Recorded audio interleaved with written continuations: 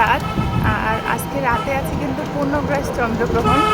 তো এখন রাস্তায় যখন যাচ্ছি তখন একদম পূর্ণিমার যে চাঁদটা একদম গোল চাঁদ সেটা দেখা যাচ্ছে। কত সুন্দর তাই না পূর্ণিমার চাঁদ! এই চাঁদটাকেই কিন্তু আজকে আমরা বলি যে গ্রাস করে নেবে, এরকম একটা কথা। যদিও এটা জাস্ট বলা, কিন্তু বিজ্ঞানের ভাষায় আসলে তা না। তবে আমাদের ধর্ম অনুযায়ী আমরা কিন্তু বলি যে আজকে এই চন্দ্রটাকে কিন্তু রাহু আর কেতু গ্রাস করে নেবে।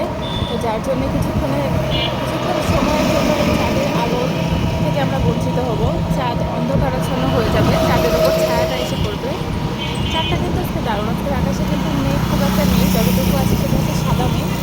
একদম গোটা গোল একটা চাঁদ দেখা যাচ্ছে, পূর্ণিমার চাঁদ। খুবই দারুণ আজকে। অবশ্যই রাতে সবাই আজকে চন্দ্রগ্রহণটা উপভোগ করবেন। রাত 11:30টার পরে আজকে পূর্ণগ্রাস চন্দ্রগ্রহণটা দেখা যাবে। তো সবাই আকাশের দিকে